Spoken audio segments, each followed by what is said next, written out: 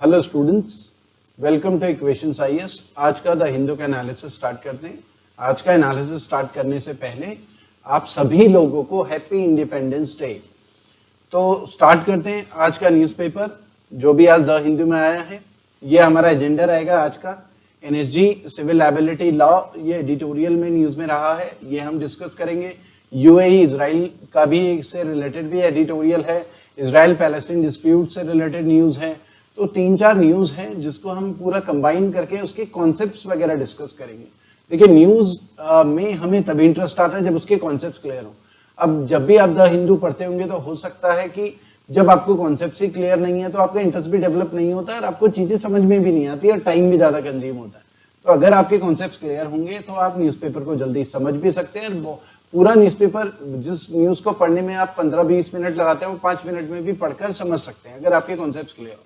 तो हम कॉन्सेप्ट्स पे ज्यादा जोर देते हैं द हिंदू में, ताकि आपको फ्यूचर में कोई प्रॉब्लम ना हो। इंटरनेशनल रिलेशंस हो या लोकल पॉलिटिक्स हो, इन सारी चीजों में अंडरस्टैंडिंग होना बहुत इंपॉर्टेंट होता है, एग्जाम के पॉइंट ऑफ व्यू से भी और जब आपका सिलेक्शन हो जाता है इंटरव्यू के पॉइंट ऑफ व्यू से भी।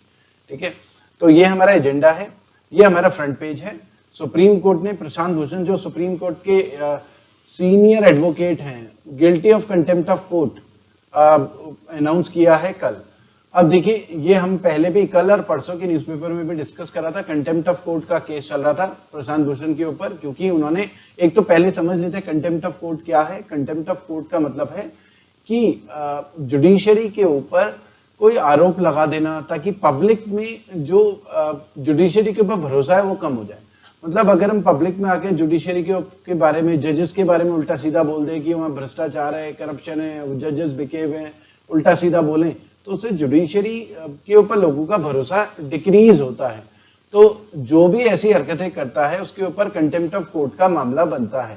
ठीक है, क्योंकि अगर लोगों का भरोसा जुडिशरी से खत्म हो गया, क्योंकि इस समय जुडिशरी के ऊपर काफी ज्यादा भरोसा पब्लिक को रहता है। नॉर्मली लोग कोर्ट में क्यों जाते हैं? जब उसे कहीं से कुछ नहीं मिलता तो वो कोर्ट में जाता है कि कोर्ट से तो उसे जस्टिस मिल ही जाएगा। ठीक है, लेकिन अगर जुडिशरी से भी उसकी उम्मीद खत्म हो जाए तो फिर क्या होगा? एनार्की हो सकती है सोसाइटी में। तो बहुत इंपॉर्टेंट है पब्लिक का भरोसा बना रहा है। ठीक है, अब कंटेम्प्ट भी 2 तरीके के होते हैं, एक सिविल कंटेम्प्ट होता है और क्रिमिनल कंटेम्प्ट होता है। क्रिमिनल कंटेम्प्ट क्या होता है, पहले उसके बारे में बात करते हैं। मान लिया कि अगर मैं कोई केस लड़ रहा हूं, ठीक है, 2 पार्टीज थी, एक पार्टी में था, एक दूसरी पार्टी थी, और कोर्ट में मैं केस हार गया और बाहर आके मैं मीडिया में बयान देने लगा कि जज भ्रष्ट था, जज ने पैसे खाए हैं, कोर्ट बिका हुआ है। ये सारे में अगर ऐसे आरोप लगाने लगूं तो इसका मतलब है मेरे ऊपर क्रिमिनल कंटेम्प्ट ऑफ कोर्ट का केस बनता है। तो अगर मैं सोशल मीडिया में ट्वीट करूं, फेसबुक में कुछ लिखूं, मीडिया के बारे में उल्टा सीधा जजेस के ऊपर एलिगेशंस लगाऊं बिना किसी बात के, ठीक है, या मैं मीडिया में आके बोलूं, मतलब रिटन या वर्बल जो भी मैं आरोप लगाता हूं वो कंटेम्प्ट ऑफ कोर्ट का मामला बनता है। ठीक है, लेकिन अगर मान लिया कोई वर्डिक्ट आया, कोर्ट ने ऑर्डर दिया था कि ये भाई प्रॉपर्टी उसको हैंडओवर करो, और मैंने विलफुली उस ऑर्डर को नहीं माना, मैंने बयान ना सोशल मीडिया में प्रिंटेड फॉर्म में दिया ना वर्बल फॉर्म में दिया, लेकिन बस मैंने ऑर्डर फॉलो नहीं करा, तो वो जो होता है वो होता है सिविल कंटेम्प्ट। सिविल कंटेम्प्ट में अगर मैं कन्विक्टेड होता हूं तो मेरे ऊपर फाइन लगता है। क्रिमिनल कंटेम्प्ट में अगर मैं कन्विक्टेड होता हूं तो मुझे जेल भेजा जाएगा। ठीक है, तो प्रशांत भूषण ने क्या करा था, क्रिमिनल कंटेम्प्ट का उनके ऊपर केस बना था, जिसमें उन्होंने ट्वीट करा था चीफ जस्टिस के अगेंस्ट कि वो 50 लाख की बाइक में बैठे हुए हैं और इस समय जो है सुप्रीम कोर्ट को बंद करके बैठे हुए हैं, ऐसे आरोप भी लगाए हुए हैं, जबकि सुप्रीम कोर्ट जो है उस समय चल रहा था, सुप्रीम कोर्ट में सुनवाई भी चल रही थी, वर्चुअल कोर्ट भी चल रहा था। ठीक है, ऐसे आरोप भी उन्होंने लगाए थे। ठीक है, तो उनके ऊपर कंटेम्प्ट ऑफ कोर्ट का मामला बना था और जिसमें वो कन्विक्टेड डिक्लेयर हुए हैं। अब 20 अगस्त को उनकी सजा के बारे में डिस्कशन करना बाकी है। अब 20 अगस्त को दोबारा से सुनवाई होगी जिसमें केवल सजा को लेकर डिस्कशन चलेगा कि क्या सजा मिलेगी। तो वर्डिक्ट आ चुका है, वो गिल्टी हो चुके हैं। ठीक है, तो ये एक न्यूज में रहा था। उसके अलावा ट्रस्ट वोट राजस्थान की सरकार में जो कई दिनों से, या हम बोल सकते हैं 1.5-2 महीने से उनका काफी वहां पर पॉलिटिकल डिस्टर्बेंस चल रहा था राजस्थान में। 19 एमएलए ने विद्रोह करा था सीएम अशोक गहलोत के अगेंस्ट। कांग्रेस की सरकार है राजस्थान में, और फिर वो 19 एमएलए वापस आ गए थे, तो ट्रस्ट वोट की डिमांड करी थी बीजेपी ने। ठीक है, तो ट्रस्ट वोट हुआ जिसमें जो है राजस्थान की सरकार ट्रस्ट वोट जीत चुकी है। ट्रस्ट वोट जीतने का मतलब है राजस्थान में टोटल विधानसभा में 200 मेंबर हैं, तो 200 में से 101 मेंबर का सपोर्ट चाहिए, ताकि ये प्रूव हो जाए कि जो भी वहां पर सीएम या कैबिनेट मिनिस्टर है, काउंसिल ऑफ मिनिस्टर्स हैं, उनके ऊपर हाउस का पूरा कॉन्फिडेंस है। ठीक है, तो इसका मतलब है 50% से ज्यादा लोगों का कॉन्फिडेंस हाउस के ऊपर है, 50% ज्यादा एमएलए ने फेवर में वोट करा है अशोक गहलोत की सरकार, तो हम बोलेंगे इसे ट्रस्ट वोट जीत लिया है। ठीक है, उसके अलावा जम्मू कश्मीर में 2 पुलिस वाले मारे गए मिलिटेंट अटैक में। ठीक है, पिछले कई दिनों से हम ऐसी न्यूज सुन रहे हैं। ठीक है, बहुत सारे मिलिटेंट्स भी मारे जा रहे हैं, क्योंकि लगातार जब से आर्टिकल 370 खत्म हुआ, आर्टिकल 35 खत्म हुआ है, तो बहुत सारे ऑपरेशन चल रहे हैं, तो कुछ कैजुअलिटीज इंडियन फोर्सेस की भी हुई हैं, और बहुत सारे मिलिटेंट्स तो मारे ही जा रहे हैं, आए दिन न्यूज में आ रहा है। ठीक है, उसके अलावा हमारे जो प्रेसिडेंट है रामनाथ कोविंद, उनका कहना है कि इंडिया जो है पीस में बिलीव करता है, लेकिन अगर कोई हमें ऐसे भड़काएगा या हमें नुकसान पहुंचाएगा तो हमें जवाब देना आता है अच्छे से। तो एक तरीके से चाइना को मैसेज था। ठीक है, तो ये एक न्यूज में रहा है। उसके अलावा जिन स्टूडेंट्स ने हमारा चैनल सब्सक्राइब नहीं करा है, वो हमारा चैनल जरूर सब्सक्राइब करें। हमारा चैनल नया है और हमें आप जैसे स्टूडेंट्स की जरूरत है, हमारी हेल्प करें, एक रिक्वेस्ट है, हमारी हेल्प करें हमारे चैनल को, हमारे चैनल में, ताकि सब्सक्राइबर वगैरह इंक्रीज हो जाए। उसके अलावा हम लोग आपके लिए बहुत मेहनत कर रहे हैं, वीडियोस बना रहे हैं, इन्फॉर्मेटिव वीडियोस, और ये सारी चीजें फिर हमें और मोटिवेट करेंगी, आपके लिए हम और भी अच्छे अच्छे वीडियोस लेकर आएंगे। ठीक है, उसके अलावा हमारा टेलीग्राम ग्रुप भी ज्वाइन कर सकते हैं, जिसमें हम स्टडी मटेरियल वगैरह शेयर करते हैं स्टूडेंट्स के साथ। ठीक है, हमारा क्वेश्चंस आईएएस ऐप है, जिसे आप डाउनलोड कर सकते हैं। अगर आप हमारे कोर्सेज को पसंद करते हैं तो वहां से परचेज भी कर सकते हैं। यूपीएससी का कंप्लीट कोर्स है, बैंक एसएससी का भी कंप्लीट कोर्स है, एसएससी का भी कंप्लीट कोर्स है, ओनली क्वांट का भी कंप्लीट कोर्स है। सारे के सारे लेक्चर्स, बहुत एक्सपीरियंस फैकल्टीज हैं, 15 to 20 ईयर्स का एक्सपीरियंस है सारी फैकल्टीज को। ठीक है, ये एक एडिटोरियल है हमारे पास जो आया है, gaps in casting of India's foreign policy. यहाँ पर ऑथर क्या कह रहे हैं, देखिए ऑथर बेसिकली इंडिया की फॉरेन पॉलिसी को एक तरीके से क्रिटिसाइज कर रहा है कि बहुत ज्यादा गैप है। ठीक है, और बहुत सारी प्रॉब्लम चल रही है इंडिया की फॉरेन पॉलिसी में। जैसे एक एग्जांपल है, एक तो line of actual control. Line of actual control India और चाइना के बीच में होता है, और लाइन ऑफ कंट्रोल एलओसी। एक तो आपको एलएसी और एलओसी में डिफरेंस पता होना चाहिए, एलएसी और एलओसी, इन दोनों में डिफरेंस पता होना चाहिए। Line of actual control LAC India China के बीच की लाइन है, वर्चुअल लाइन है, और line of actual control line of control India Pakistan के बीच की वर्चुअल लाइन है। ठीक है, ये दोनों में डिफरेंस है। एक तो जो इंडिया के साथ इंडिया चाइना का जो अभी डिसएंगेजमेंट का प्रोसेस चल रहा है, टेंशन चल रही है, उसको लेकर एक तो ऑथर ने कहा है। उसके अलावा नेपाल ने जो इंडियन टेरिटरी को अपने मैप में इंक्लूड करा है और अपनी पार्लियामेंट में पास करा है, उसको लेकर भी ऑथर ने बोला है कि भाई हमारा जो फॉरेन जो पॉलिसी है थोड़ा सा गड़बड़ है। उसके अलावा पाकिस्तान जो लाइन ऑफ कंट्रोल में कुछ ना कुछ गड़बड़ करता रहा है, तो उसको लेके भी ऑथर कह रहा है। ठीक है, उसके अलावा ईरान के साथ चाइना के जो रिलेशंस इंप्रूव हो रहे हैं, ईरान और चाइना के बीच में $400 मिलियन की जो डील साइन हुई है, चाइना उस वहां पर ईरान और चाइना में जो डील साइन हुई है उसमें चाइना इन्वेस्टमेंट करेगा काफी ईरान में, तो उसके बारे में भी ऑथर यहाँ पर कह रहा है। अब देखिए, चाइना को डील करने के लिए ऑथर कह रहा है कि बहुत सारी प्रॉब्लम्स हैं। एक तो ऑथर ये भी कह रहा है कि रशिया के साथ हमारे जो रिलेशंस हैं, क्योंकि अभी देखिए हम यूएस के साथ हमारा इंक्लिनेशन थोड़ा सा बढ़ रहा है। तो जैसे कि 1962 में क्या हुआ था, जब इंडिया चाइना वॉर हुआ था 1962, जैसा कि आपको पता है 1962 में इंडिया चाइना वॉर हुआ था। 1962 नीचे लिख लेता हूँ, 1962 इंडिया चाइना वॉर हुआ था। अब उस समय जब इंडिया चाइना वॉर हुआ तो हमारे जो रिलेशन से हम उम्मीद कर रहे थे रशिया से कि रशिया हमें हेल्प करेगा इंडिया चाइना वॉर में, लेकिन रशिया ने कोई हेल्प नहीं करी। रशिया ने न्यूट्रल रहा। रशिया का कहना था कि एक हमारा दोस्त है इंडिया, तो एक हमारा भाई है चाइना। तो बेसिकली उसका कहना था कि हम दोनों में से हमारे लिए मुश्किल है किसको चूज करें। तो चाइना बेसिकली न्यूट्रल रहा था, हमारी हेल्प नहीं करी। और रिसेंटली अगर हम देखें तो चाइना और रशिया के रिलेशंस जो हैं कभी ऐसे इतने खराब नहीं रहे हैं, उनके रिलेशंस ठीक रहे हैं। और अभी हम देखें करंट सिचुएशन में इंडिया का इंक्लिनेशन जैसे यूएस के साथ बढ़ रहा है, तो रशिया और चाइना के रिलेशंस भी इंप्रूव हो रहे हैं एक तरीके से। तो यहाँ पर ऑथर यही कह रहा है कि रशिया जो है चाइना के साथ उसके क्लोजनेस भी रही है। तो ऑथर एक तो इसके बारे में बात कर रहा है, ठीक है, और 1962 पास्ट की बात भी कर रहा है कि क्या हुआ था इंडिया चाइना रशिया के बीच में। ठीक है, उसके अलावा इनमें इंपॉर्टेंट चीजें हैं। एक तो यूएनएससी की बात कर रहा है author, United nation security council. देखिए यूनाइटेड नेशंस में यूनाइटेड नेशन में एक तो आपको पता होना चाहिए, एक तो यूनाइटेड नेशन जनरल असेंबली होता है। जनरल असेंबली में 193 मेंबर्स हैं, ठीक है, जितने मेंबर नेशन है वो जनरल असेंबली में आते हैं, जब पार्लियामेंट होती है सारे के सारे मेंबर्स हैं। और एक होता है United nation security council. Security council में एक तो 5 परमानेंट मेंबर है, 10 नॉन परमानेंट मेंबर है। नॉन परमानेंट, ठीक है, ये परमानेंट है जिसे P5 बोलते हैं। P5 कौन है? US, UK, Russia, China, France. US, UK, Russia, China, France, ये 5 परमानेंट मेंबर है, ठीक है। और उसके अलावा 1945 में यूनाइटेड नेशन स्टैब्लिश हुआ था, ये आपको पता होना चाहिए। सेकेंड वर्ल्ड वॉर जब खत्म हुआ था तब यूनाइटेड नेशन स्टैब्लिश हुआ था, ठीक है।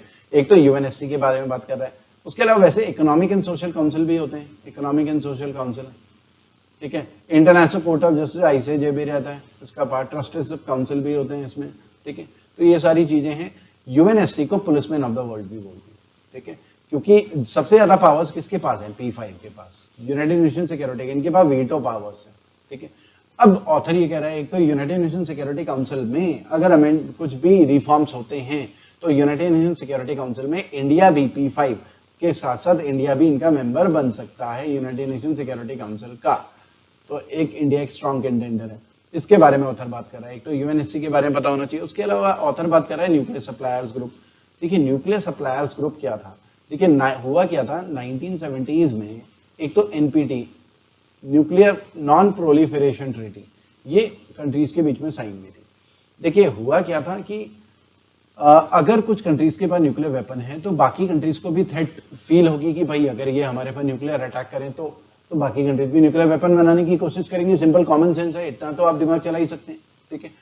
अब 1970 में क्योंकि जिनके पास न्यूक्लियर वेपन है उन्हें डर था कि अगर सबके पास न्यूक्लियर वेपन हो जाए तो वॉर होगी, तो सब न्यूक्लियर वेपन एक दूसरे के अगेंस्ट यूज करेंगे और दुनिया ही खत्म हो जाएगी। तो बेसिकली न्यूक्लियर वेपन को क्या करना है? डिस्करेज करना है। तो ये बाकी कंट्रीज का ऑब्जेक्टिव था। तो एक NPT, nuclear non proliferation treaty, proliferation मतलब बढ़ावा, नॉन प्रोलिफरेशन बढ़ावा ना हो, ताकि किसी भी कंट्री के पास, मतलब जिनके पास न्यूक्लियर वेपन है वो किसी और को हेल्प ना करे न्यूक्लियर वेपन बनाने में, ठीक है। तो एक ट्रीटी थी, तो इसमें कंट्रीज को साइन करना था ताकि न्यूक्लियर वेपन में किसी में भी वो किसी और कंट्री को हेल्प नहीं करेंगे, न्यूक्लियर वेपन वगैरह नहीं बनाएंगे। इंडिया ने इसमें साइन नहीं करा क्योंकि इसमें ऐसा कुछ था कि 1967-68 से पहले जो कंट्री न्यूक्लियर टेस्ट कर चुकी हैं, जिनके पास न्यूक्लियर वेपन है उनके पास रहेंगे। 1967-68 के बाद जो भी न्यूक्लियर टेस्ट करेंगे वो बैन होगा और वो न्यूक्लियर वेपन नहीं बनाएंगे। तो ये एक तरीके से बायस था कि परमानेंट 5 के पास न्यूक्लियर वेपन रहेंगे और बाकियों के पास नहीं। तो इसलिए इंडिया ने एनपीटी में साइन नहीं करा, पाकिस्तान ने भी साइन नहीं करा। तो इसमें देखिए परमानेंट 5 में चाइना भी आता है, चाइना के पास न्यूक्लियर वेपन रहेगा एनपीटी के हिसाब से। तो ये सारी चीजें इसमें थी। अब हुआ क्या कि 1974 में, जैसा कि आपको पता होगा 1974 में इंडिया ने पोखरण में क्या करा? न्यूक्लियर टेस्ट करा, ठीक है, पोखरण 1 जिसे हम बोलते हैं 1974 में। तो इंडिया का पहला न्यूक्लियर टेस्ट हुआ 1971 में, जिसे स्माइलिंग बुद्धा भी बोलते हैं, स्माइलिंग बुद्धा, ठीक है, पहला न्यूक्लियर टेस्ट हुआ था, ठीक है, 1974। और फिर दुनिया को ये मैसेज गया, परमानेंट 5 को खासकर, कि भाई अब तो वेपन की रेस स्टार्ट हो सकती है, सभी बनाएंगे न्यूक्लियर वेपन। तो इंडिया के ऊपर ने सैंक्शंस लगा दिए 1974 में। और साथ ही साथ एक न्यूक्लियर सप्लायर्स ग्रुप भी बना। न्यूक्लियर सप्लायर ग्रुप्स उन कंट्रीज का बना जिनके पास या तो न्यूक्लियर टेक्नोलॉजी थी या फिर जिनके पास न्यूक्लियर मटेरियल था, यूरेनियम, थोरियम, जो न्यूक्लियर आर्म्स बनाने में, वेपन्स बनाने में या सिविलियन यूज में भी यूज हो सकता है। तो जिनके पास भी न्यूक्लियर मटेरियल, न्यूक्लियर टेक्नोलॉजी थी, उन कंट्रीज ने अपना एक गैंग बना लिया, एक ग्रुप बना लिया। और इन्होंने ये डिसाइड करा कि हम किसी भी कंट्री को हेल्प नहीं करेंगे न्यूक्लियर मटेरियल में, न्यूक्लियर टेक्नोलॉजी। इंडिया इस एनएसजी का मेंबर नहीं है, इंडिया इसका मेंबर नहीं है एनएसजी का, ये आपको पता होना चाहिए। चाइना P5 तो इनके मेंबर हैं, टोटल 48 मेंबर्स हैं। बाकी P5 के अलावा और भी कंट्रीज हैं, ऑस्ट्रेलिया, कनाडा, ये ऐसी कंट्रीज है जिनके पास न्यूक्लियर मटेरियल है, तो वो सब इसके मेंबर हैं, ठीक है। तो 1974 में इंडिया का जो पोखरण में टेस्ट हुआ था उसके रिस्पॉन्स में एनएसजी बना था, ताकि इंडिया को कोई भी country nuclear weapon, nuclear technology वगैरह ना प्रोवाइड कर सके और इंडिया कुछ भी ना कर पाए, न्यूक्लियर वेपन ना बना पाए 1974 के बाद। तो इस पर्पज से ये बना था। अब हालांकि सर्कमस्टेंसेस चेंज हो चुके हैं और इंडिया एक स्ट्रॉन्ग कंटेंडर है न्यूक्लियर सप्लायर ग्रुप का मेंबर। अच्छा, पहले तो ये समझना है कि एनएसजी का मेंबर इंडिया नहीं है तो नुकसान क्या है? नुकसान ये है कि क्योंकि इंडिया एनएसजी का मेंबर नहीं है, तो हमें कोई बहुत सारी कंट्रीज जो हैं न्यूक्लियर टेक्नोलॉजी या न्यूक्लियर मटेरियल सप्लाई नहीं करेंगी, क्योंकि इंडिया एनएसजी का मेंबर नहीं है। एनएसजी का मेंबर बनने के बाद फायदा क्या होगा, ये सारे के सारे 48 नेशन जिनके पास न्यूक्लियर टेक्नोलॉजी है और न्यूक्लियर वेपन वगैरह है या न्यूक्लियर मटेरियल है, ये हमें हेल्प करेंगे न्यूक्लियर टेक्नोलॉजी में, न्यूक्लियर मटेरियल में, ये हमें फायदा होगा। तो एनएसजी मेंबर आपस में एक दूसरे को हेल्प कर सकते हैं, लेकिन जो नॉन एनएसजी मेंबर है उनको एनएसजी मेंबर हेल्प नहीं करेंगे। तो इंडिया एक स्ट्रॉन्ग कंटेंडर है एनएसजी का मेंबरशिप के लिए। लेकिन चाइना क्या करेगा, चाइना अड़ंगा लगाएगा, चाइना वीटो लगाएगा, चाइना हमें एनएसजी का मेंबर नहीं बनने देगा। तो चाइना की पूरी ताकत, चाइना कोशिश करता है इंडिया एनएसजी का मेंबर ना बने। तो ये पॉलिटिक्स चलती रहती है। तो एक तो ये इंपॉर्टेंट फैक्ट्स जो एनएसजी से रिलेटेड है, ये आपको पता होना चाहिए, क्यों ये बना था, कितने मेंबर्स हैं, इंडिया इसके मेंबर है कि नहीं है, ये सारी चीजें पता नहीं, क्या पॉलिटिक्स चल रही है इंडिया को मेंबर ना बनाने के लिए, क्या चाइना तिकड़म फॉलो कर रहे हैं, वो सारी चीजें पता होनी चाहिए। उसके अलावा एक इंपॉर्टेंट ऑथर बात कर रहे हैं civil liability for nuclear damage Act. इसको समझने के लिए एक तो आपको ये समझना पड़ेगा कि देखिए 2008 में, क्योंकि देखिए अच्छा उससे पहले अभी हमने बात की 1974 में हमारा पहला न्यूक्लियर टेस्ट हुआ था, 1998 में दूसरा, 1998 में 2 हुए थे, एक तो 11 मई को और एक 13 मई को, 2 दिन के गैप में हुए थे न्यूक्लियर टेस्ट, ठीक है, और एक 19 दोनों ये सब पोखरण में हुए थे, 1974 का भी 1998 का भी, ठीक है। तो ये न्यूक्लियर टेस्ट हुए थे। लेकिन अब हमें ना न्यूक्लियर टेक्नोलॉजी वगैरह कंट्रीज प्रोवाइड नहीं कर रही थी। यूएस की सैंक्शन भी हमारे ऊपर लगती रहती थी, 1998 के बाद भी लगी, ठीक है, 1974 के बाद भी सैंक्शंस लगी। तो हमें न्यूक्लियर टेक्नोलॉजी, न्यूक्लियर मटेरियल में बहुत प्रॉब्लम होती थी, और हमारे जो न्यूक्लियर वेपन, जो न्यूक्लियर रिएक्टर्स हैं, वहां भी जो न्यूक्लियर मटेरियल है उसकी कमी होती है। तो अब 2008 में हमने क्या करा, यूएस के साथ Indo US nuclear deal sign करी, Indo US nuclear deal, India US के बीच में न्यूक्लियर डील, जिसे 123 एग्रीमेंट भी बोलते हैं, 123 एग्रीमेंट। अब इस डील में क्या बात हुई, इस डील में ये बात हुई, इंडिया ने यूएस को बोला कि देखिए हम अपने जो भी न्यूक्लियर प्रोग्राम है, अपने सिविल न्यूक्लियर प्रोग्राम अलग करेंगे, मिलिट्री न्यूक्लियर प्रोग्राम अलग करेंगे, ठीक है, सिविलियन प्रोग्राम, मिलिट्री प्रोग्राम अलग अलग करेंगे। उसके अलावा हमारे जो civilian military program, civilian program है, न्यूक्लियर प्रोग्राम, उसे हम IAEA international atomic energy agency, उसके सेफगार्ड में लेकर आएंगे, मतलब वो इंस्पेक्शन कर सकता है, ठीक है, हमारे सिविलियन न्यूक्लियर प्रोग्राम को। तो ये सारी बातें हमने मानी, मतलब हमने ज्यादा अपने सिस्टम को ट्रांसपेरेंट बनाया कि भाई हम न्यूक्लियर आर्म्स वगैरह नहीं बनाएंगे, ठीक है, सिविल प्रोग्राम अलग, मिलिट्री प्रोग्राम अलग, सिविल प्रोग्राम में मिलिट्री पर्पज से वेपन ग्रेड प्लूटोनियम वगैरह अलग नहीं करेंगे। तो ये सारी चीजें थी, ठीक है।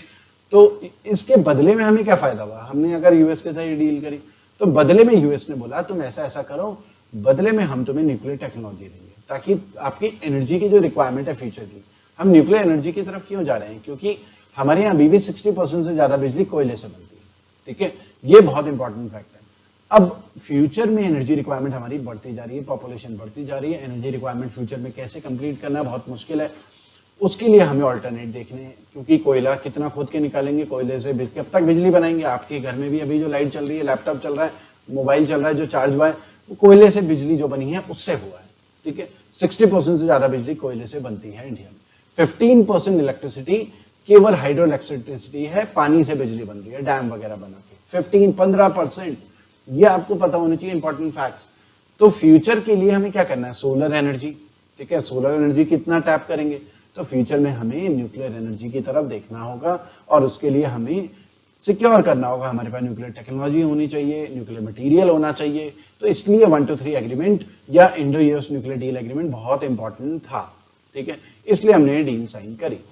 अब यूएस ने, क्योंकि हमने बोला कि भाई हम सिविलियन प्रोग्राम, मिलिट्री प्रोग्राम, क्योंकि यूएस को ये डर था कि हम न्यूक्लियर वेपन बनाते रहेंगे, ठीक है, और सिविलियन मिलिट्री प्रोग्राम कंबाइन चलाते रहेंगे, दुनिया के लिए भी खतरा है। तो यूएस ने बोला भैया अलग अलग करो, आईएईए इंस्पेक्शन करने के लिए आएगा। तो हमने बोला ठीक है भाई, ठीक है, हमने ट्रांसपेरेंट बनाया सिस्टम, ठीक है, ज्यादा रिस्पॉन्सिबल बने। तो यूएस ने बोला बदले में हम न्यूक्लियर टेक्नोलॉजी, न्यूक्लियर मटेरियल देंगे। हमने बोला ठीक है, और भी कोई कंट्री हमें दे सकता है। लेकिन 2008 के एग्रीमेंट के बाद हम उम्मीद कर रहे थे कि बहुत फायदा होगा, तो बहुत ज्यादा फायदा हुआ नहीं। हालांकि कुछ काफी कंट्रीज के साथ हमारे जो है एग्रीमेंट भी साइन हुए न्यूक्लियर मटेरियल को लेकर, लेकिन हमें न्यूक्लियर टेक्नोलॉजी भी चाहिए। हम चाहते हैं कि फॉरेन कंपनीज आए जो न्यूक्लियर टेक्नोलॉजी वगैरह हमें यहाँ पर प्रोवाइड करें। अब प्रॉब्लम यह है कि वो फॉरेन कंपनीज इंडिया में आएगी और कोई एक्सीडेंट हो जाए, न्यूक्लियर एक्सीडेंट, अब एक्सीडेंट हो जाए और डैमेज हो गया मान लिया 30,000 30,000 करोड़ का, इतने का डैमेज हो जाए, तो हमारे यहाँ के लॉ के हिसाब से उस कंपनी को 30,000 करोड़ का डैमेज देना पड़ेगा, 30,000 करोड़ पेमेंट करनी पड़ेगी, क्योंकि लाइफ का नुकसान हो सकता है, प्रॉपर्टी का नुकसान हो सकता है, कोई न्यूक्लियर एक्सीडेंट हो जाए तो, ठीक है। तो फॉरेन कंपनीज डरेंगी कि यार इंडिया में तो केस वेस हो जाएगा, फिर कोई एक्सीडेंट हो गया तो हम तो बर्बाद हो जाएंगे। तो फिर भारत सरकार ने बोला कि फॉरेन कंपनीज को अट्रैक्ट करना है तो ऐसा करते हैं, civil liability for nuclear damage act लेकर आते हैं, वो पास करेंगे। उससे क्या करेंगे, फॉरेन कंपनीज को मैसेज देंगे जो इंडिया आना चाह रही है लेकिन डर रही है, उनको मैसेज देंगे कि देखो अगर ऐसा कुछ होता है तो 1500 करोड़ की सीलिंग लगा रहे हैं, 1500 करोड़ की सीलिंग इस एक्ट से, ठीक है। उससे क्या होगा कि अगर जैसे 30,000 करोड़ का नुकसान हुआ है तो 1500 करोड़ की सीलिंग है, तो इसका मतलब 28,500 करोड़ गवर्नमेंट ऑफ इंडिया एक तरीके से पे करेगी, वो प्राइवेट कंपनी पे नहीं करेगी। प्राइवेट कंपनी केवल 1500 करोड़ मैक्सिमम लिमिट तक पे करेगी, ठीक है।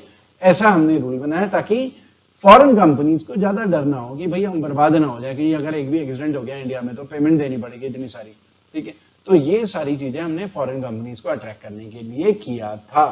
हालांकि उस समय प्रोटेस्ट भी चल रही थी, इतना कम इसे बढ़ाओ, लेकिन बढ़ाने पे डर गया है, फॉरेन कंपनीज आएंगी नहीं, ठीक है, न्यूक्लियर टेक्नोलॉजी हमें मिलेगी नहीं, इसलिए ऐसा कैप यहाँ पर बनाया गया। तो ये इंपॉर्टेंट कॉन्सेप्ट है जो आपको पता होना चाहिए, civil liability for nuclear damage act 2002 जो 2010 के फैक्ट्स, ठीक है, ये ऑथर ने बात करी है। उसके अलावा हमारे पास एक जो एडिटोरियल है वो NSCN IM के बारे में है। पहले समझना पड़ेगा हमारे पास नॉर्थ ईस्ट में क्या क्या प्रॉब्लम रही है। देखिए नॉर्थ ईस्ट में 1947 से पहले की बात करें, ब्रिटिशर्स जो थे उनकी पॉलिसी नॉर्थ ईस्ट के लिए बहुत सिंपल रही, ठीक है। बाकी इंडिया के अदर पार्ट्स में बहुत एग्रेसिव रहे, लेकिन नॉर्थ ईस्ट हिली एरिया था और बहुत सारे ट्राइबल एरियाज भी थे, तो वहां पर ब्रिटिशर्स की पॉलिसी बहुत सिंपल रही। अब देखिए कुछ जिन एरियाज में ब्रिटिशर्स बहुत सिंपल पॉलिसी रहेंगी, जिनको परेशान नहीं करेंगे, तो बेसिकली वहां पर नेशनलिज्म की फीलिंग भी पैदा नहीं, ठीक है। और इंडिया के अदर पार्ट, नॉर्थ इंडिया में जैसे अगर हम बोले पंजाब, यूपी, राजस्थान, यहाँ पर ब्रिटिशर्स हमें क्रश कर रहे थे, तो नेशनलिज्म की फीलिंग, देशभक्ति की फीलिंग पैदा हुई हमारे। हमें पता चला कि वही कंट्री का भी कुछ होता है, नेशन एक क्या है, एक आइडेंटिटी है नेशन, हम इंडिया को भी, हिंदुस्तान को बिलोंग करते हैं। लेकिन नॉर्थ ईस्ट में ऐसा कुछ हो नहीं पाया ज्यादा, इसलिए इंडिपेंडेंस के बाद प्रॉब्लम ये हुई कि नॉर्थ ईस्ट के लोग जो है थोड़े आइसोलेटेड अपने आप को फील करते थे, अपने आप को डिफरेंट फील करते थे, हम इंडिया का पार्ट नहीं है, क्योंकि वहां पर ऐसे कोई आंदोलन चले नहीं, क्योंकि ब्रिटिशर्स ने उन्हें क्रश ही नहीं करा। तो ये सारी प्रॉब्लम्स थी इंडिपेंडेंस के बाद। अब इंडिपेंडेंस के बाद वहां पर ग्रेटर नागालैंड की डिमांड हुई कि एक सेपरेट कंट्री चाहिए, ग्रेटर नागालैंड। अब ग्रेटर नागालैंड जो है, प्रेजेंट में जो नागालैंड स्टेट है वो तो है ही, आसाम का भी कुछ पार्ट था, अरुणाचल का भी कुछ पार्ट था, अलग अलग जो नेबरिंग स्टेट्स है उनका भी कुछ पार्ट है। नागा वहां की एक ट्राइब है, जो वहां की जो लोकल ट्राइब है, नागा ट्राइब है, वो डिमांड कर रहे हैं कि हमें एक सेपरेट कंट्री चाहिए। उन्होंने डिमांड करी उस समय कि सेपरेट कंट्री चाहिए, मेजॉरिटी, बहुत सारे लोग थे जो सेपरेट कंट्री, आंदोलन चल रहे थे वहां पर, अलग अलग ग्रुप बने NSCN से रिलेटेड। तो और उनके पास वेपन्स भी थे, हथियार भी उन्होंने उठा लिए थे सरकार के अगेंस्ट, आजादी के लिए, ठीक है। वो हथियार उन्हें फॉरेन कंट्रीज वगैरह वो प्रोवाइड कर रही थी, चाहे चाइना हो, चाहे म्यांमार की तरफ से कई जो ग्रुप्स थे, इंटरनेशनल ग्रुप्स, वो उनको वेपन्स वगैरह प्रोवाइड कर रहे थे। अब आंदोलन लगातार चल रहा था, आंदोलन वायलेंट भी हो रहा था, वहां पर हथियार वगैरह थे, ठीक है। तो गवर्नमेंट ऑफ इंडिया को लगा कि भाई इनको सेपरेट कंट्री तो दे ही नहीं सकते, तो चलो ऐसा करते हैं, इनको सेपरेट स्टेट दे दें। तो 1960s में नॉर्थ ईस्ट में सबसे पहले जो है एक सेपरेट स्टेट बना नागालैंड। बाकी जो स्टेट बने थे वो फिर बाद में बने, ठीक है, अलग अलग। 1972 में नॉर्थ ईस्ट रीऑर्गेनाइजेशन एक्ट बना था, जैसा कि आपको पता होना चाहिए। रीऑर्गेनाइजेशन एक्ट में फिर बाकी स्टेट बने थे, तो सबसे पहले नागालैंड बना था 1960 में, ठीक है। अब नागालैंड बना, लेकिन सेपरेट कंट्री की डिमांड फिर भी होती रही। हालांकि आंदोलन थोड़ा सा शांत हुआ, लोगों को लगा चलो ठीक है, इन्होंने कंट्री नहीं दिया तो कम से कम स्टेट तो दे दिया, भाई सेपरेट कंट्री तो हम बना नहीं सकते थे, नागालैंड को सेपरेट स्टेट दे दिया। तो ये सारी चीजें भी, लेकिन फिर भी बहुत सारे ग्रुप्स वहां पर, अलग अलग ग्रुप एक्टिव थे जो सेपरेट कंट्री की डिमांड कर रहे थे, और जाहिर सी बात है उन ग्रुप्स को फॉरेन टेरिटरीज से हथियार वगैरह, पैसा वगैरह प्रोवाइड किया जा रहा था, ताकि इंडिया डिस्टर्ब रहे, अपनी उसमें इन्वॉल्व भी रहे, बिजी रहे, ठीक है, इंडिया वीक हो जाए। तो ये सब चीजें चल रही थी। अब जो है 2015 में मोदी सरकार ने, गवर्नमेंट ऑफ इंडिया और नागालैंड की सरकार और NSCN के बीच में नागा एकॉर्ड साइन हुआ। NSCN के बीच में नागा एकॉर्ड साइन। NSCN पहले ग्रुप था, फिर वो अलग अलग पार्ट्स में डिवाइड होता रहा, बाइफर्केट होता रहा, अलग अलग टुकड़ों में बटा रहा। तो अब ये NSCN IM ये वहां पर ज्यादा एक्टिव है। तो इनके साथ एग्रीमेंट साइन हुआ नागा पीस अकॉर्ड, और इनको नेशनल मेन स्ट्रीम में जोड़ा जाएगा। ये था, गवर्नमेंट ऑफ इंडिया ने बोला कि ठीक है तुम्हारी बहुत सारी डिमांड मानेंगे। अब 2015 का जो एग्रीमेंट था वो अब अभी तक इम्प्लीमेंटेड नहीं हुआ। अब इनकी जो NSCN की जो डिमांड्स हैं, कुछ ऐसी डिमांड्स हैं जो हमारे कॉन्स्टिट्यूशन के अकॉर्डिंग हम उन्हें एक्सेप्ट नहीं कर सकते। तो यहीं पर डेडलॉक फंसा हुआ है। गवर्नमेंट ऑफ इंडिया कॉन्स्टिट्यूशन के अकॉर्डिंग उनकी बहुत सारी डिमांड्स को एक्सेप्ट नहीं कर सकता और उनकी बहुत सारी डिमांड अनकॉन्स्टिट्यूशनल है। तो वही एक डेडलॉक फंसा हुआ है। तो और गवर्नमेंट ऑफ इंडिया का स्टैंड बहुत टफ है इसमें, उनकी बहुत ज्यादा बात नहीं सुन रही है, जो बातें अनकॉन्स्टिट्यूशनल है। तो एक तो आपको पता होना चाहिए, नागालैंड के गवर्नर आर एन रवि ये इंटरलोक्यूटर है जो बात कर रहे हैं NSCN से नागा एकॉर्ड के बारे में, ठीक है।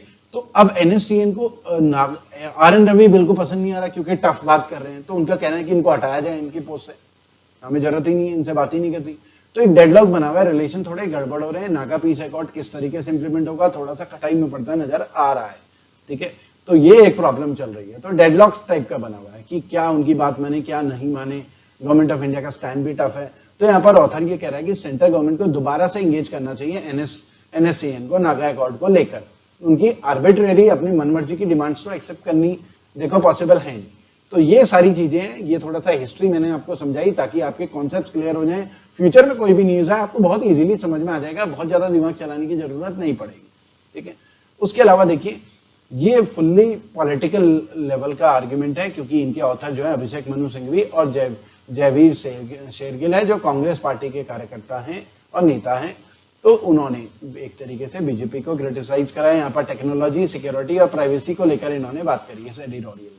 तो वैसे आप पढ़ सकते हैं, लेकिन बहुत कुछ एग्जाम के पॉइंट ऑफ व्यू से आपको, क्योंकि बायस होगा बेसिकली ये एडिटोरियल, क्योंकि कांग्रेस के लोग लिख रहे हैं तो यहाँ पर आरोप ही लगेंगे।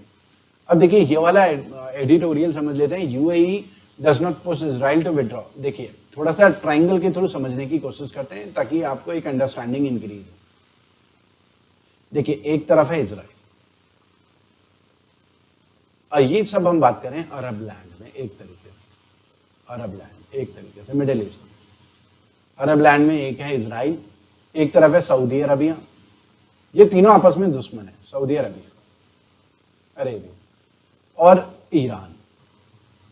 ईरान जो है बड़ी कंट्री है और ईरान जो है शिया मुस्लिम्स को लीड करता है। सऊदी अरबिया बड़ी कंट्री है जो कि सुन्नी मुस्लिम्स को लीड करता है, सुन्नी मुस्लिम, दोनों बेसिकली मुस्लिम कंट्री है। इजराइल जो है नॉन मुस्लिम्स है, जहां पर ज्यूज हैं, यहूदी जिन्हें बोलते हैं, ज्यूज यहूदी, नॉन मुस्लिम। तो इजराइल की इन दोनों के साथ दुश्मनी क्यों है? क्योंकि इजराइल नॉन मुस्लिम कंट्री है जो कि अरब लैंड में है। अरब लैंड को ये कंट्रीज मानती हैं कि मुस्लिम्स का, इस्लाम का लैंड है, और इस्लामिक लैंड में नॉन मुस्लिम जो है इजरायली हैं, तो इनको यहाँ से खदेड़ना है, तो उनके साथ दुश्मनी है। नॉन मुस्लिम आसपास की, इजराइल के सारे आसपास की कंट्री सारी मुस्लिम कंट्रीज है, ठीक है। तो इसलिए तीनों की आपस में दुश्मनी है। इजराइल की दुश्मनी तो हमें समझ में आ गई क्योंकि वो नॉन मुस्लिम कंट्री, ज्यूज है वहां पर अरब लैंड में, इसलिए दुश्मनी है। और सऊदी अरबिया ईरान की दुश्मनी शिया सुन्नी की लड़ाई है, लेकिन दोनों की दुश्मनी इजराइल के साथ है। तो ये ट्राइंगल है, तीनों का झगड़ा है आपस में। एक तो ये समझना, दूसरा आपको ये समझना इंपॉर्टेंट है, इजराइल का पैलेस्टीन के साथ डिस्प्यूट चल रहा है। पैलेस्टीन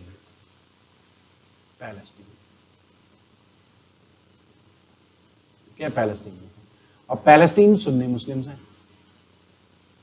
तो ओवरऑल सारी मुस्लिम कंट्रीज पैलेस्टीन को सपोर्ट करेंगी, इजराइल को सपोर्ट नहीं करेंगी, सारी मुस्लिम कंट्रीज। एक तो आपको ये समझना है पैलेस्टीन की कॉज को लेकर, क्योंकि इजराइल पैलेस्टीन का डिस्प्यूट क्या है, इजराइल के ऊपर आरोप लगते हैं पैलेस्टीन की बहुत सारी टेरिटरी को एक्वायर कर लिया, ठीक है। वो अभी मैप से हम समझ लेंगे, ठीक है। अब यूएस कहां पर है इसमें? देखिए यूएस के जो रिलेशन है, इधर लिख लेता हूं। यूएस के जो रिलेशन है इजराइल के साथ भी अच्छे हैं और सऊदी अरबिया के साथ भी अच्छे हैं। और ये भी समझ आए यूनाइटेड अरब एमिरेट्स किस तरफ है, UAE, तो सऊदी अरबिया की तरफ है एक तरीके से, क्योंकि वो सुन्नी मुस्लिम्स है वहां पर, ठीक है। तो अब देखिए यूएस के रिलेशन इन दोनों के साथ अच्छे हैं और ईरान को यूएस क्या करता है, बुली करने की कोशिश करता है, धमकाने की कोशिश करता है। सैंक्शंस भी लगाए हुए हैं जैसा कि आपको पता होगा ईरान के ऊपर, ठीक है। और अब क्या हो रहा है, ईरान के साथ चाइना ने एक बहुत बड़ा एग्रीमेंट साइन करा है $400 मिलियन का। तो ईरान और चाइना का इंक्लिनेशन हो रहा है, ठीक है। ये हमारे लिए भी थोड़ा सा उसकी बात है, ईरान के साथ हमारे रिलेशन हमेशा अच्छे रहे। तो हो क्या रहा है कि अभी यूएस की हेल्प से एक तरीके से कह सकते हैं इजराइल और यूनाइटेड अरब अमीरात के बीच में एक डिप्लोमेटिक रिलेशंस इंप्रूव है, ठीक है। तो अब नॉन मुस्लिम कंट्री का मुस्लिम कंट्री के साथ रिलेशंस इंप्रूव हो रहे हैं, तो इसका मतलब क्या है, बाकी जो मुस्लिम कंट्रीज है वो हल्ला भी कर सकती हैं, भाई इजराइल के साथ क्यों रिलेशन इंप्रूव कर रहे हो, पैलेस्टीन का क्या, पैलेस्टीन में तो कब्जा कर रखा है इजराइल ने बहुत सारी टेरिटरी में, क्योंकि ये सारी मुस्लिम कंट्रीज डिमांड कर रही हैं इजराइल पैलेस्टीन की जमीन छोड़े, ठीक है, ये सब चल रहा है कॉज। तो यूएई का इजराइल के साथ रिलेशन इंप्रूव हुए हैं, डिप्लोमेटिक रिलेशन, और ऐसा कहा जा रहा है इजराइल ने एग्री करा है कि हमने जो ऑक्यूपाइड लैंड है पैलेस्टीन का वो छोड़ देंगे, ठीक है। ये आपको थोड़ा सा थोड़ा ब्रेनस्टॉर्मिंग करनी है, समझना है, ये जो ट्रायंगल है बहुत कॉम्प्लेक्स रिलेशन है, इतना ईजी नहीं है, ठीक है। इंडिया सभी के साथ बैलेंस बना के चलता है, इंडिया का स्टैंड आपको ये समझना है, इंडिया का स्टैंड क्या है, इंडिया सभी के साथ, चाहे इजराइल हो, पैलेस्टीन हो, सऊदी अरब हो, ईरान, सभी के साथ रिलेशन इंप्रूव करके चलता है।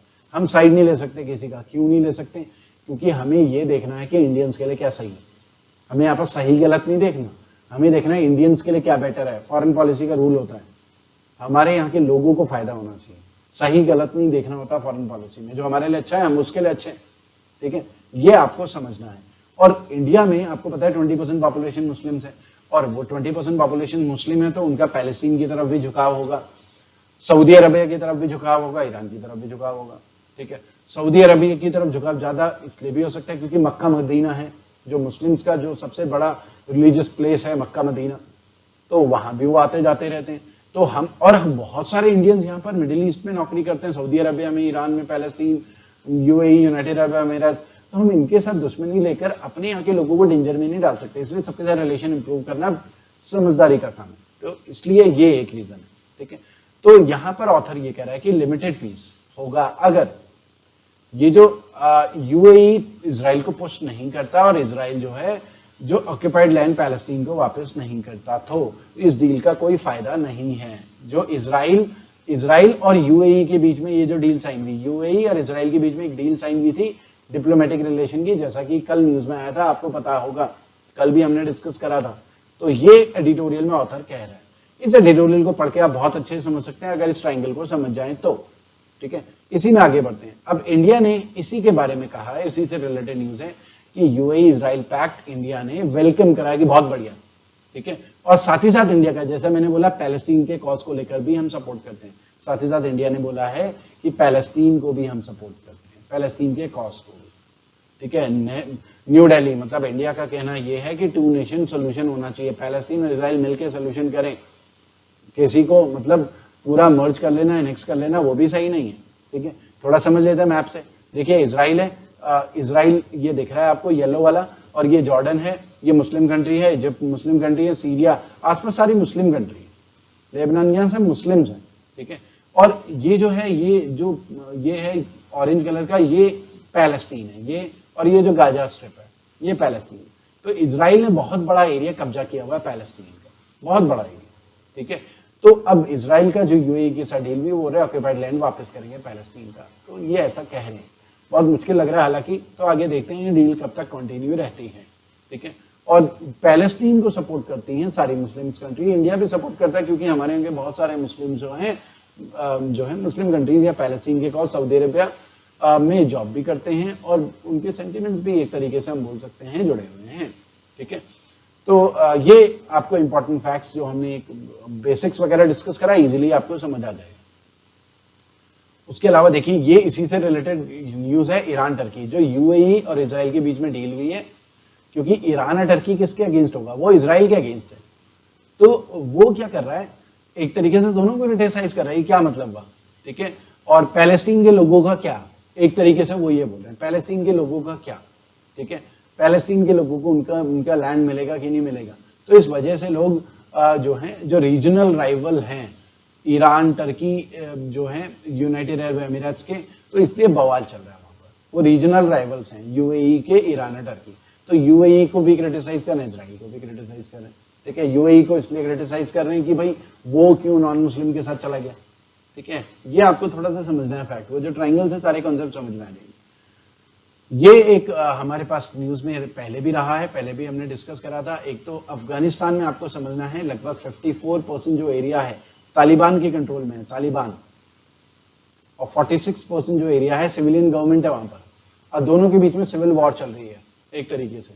गवर्नमेंट को हेड कौन कर रहा है? अशरफ गनी, वहां के प्रेसिडेंट अशरफ गनी, ये आपको पता होना चाहिए। और अशरफ गनी की सरकार या सिविलियन गवर्नमेंट ने बहुत सारे तालिबान फाइटर्स को जेल में डाला हुआ है और बहुत सीरियस क्राइम भी है उनके ऊपर, ठीक है। तो कोई मर्डर के केस में और अलग अलग केसेस में वो जेल में हैं, ठीक है। और रिसेंटली अभी वहां पर तालिबान में एक जो लोया जिरगा एक बहुत बड़ी मीटिंग हुई थी जिसमें पूरे अफगानिस्तान के बड़े बड़े लीडर्स, पॉलिटिकल लीडर्स भी, रिलीजियस लीडर्स भी, अलग अलग कम्युनिटी के लोग इकट्ठा हुए थे, जहां पर डिस्कशन हुआ था और 400 तालिबान फाइटर्स को छोड़ने की बात हुई थी, 400 तालिबान फाइटर्स को। तो अभी रिसेंटली मजबूरी में 80 तालिबान प्रिजनर्स को रिलीज करा है, ठीक है। और ये बहुत डेंजरस मिलिटेंट्स टाइप के हैं तालिबान के, क्योंकि अशरफ गनी की सरकार के ऊपर काफी प्रेशर था लोया जिरगा का, और उसकी वजह से छोड़ना पड़ा। और अशरफ गनी ने वार्न करा है कि ये यूएस के लिए काफी डेंजरस होंगे, क्योंकि यूएस की फोर्सेस इस समय अफगानिस्तान में हैं। तो ये हम पहले भी डिस्कस कर चुके हैं। तो स्टूडेंट्स आज के लिए इतना ही करते हैं। Thank you.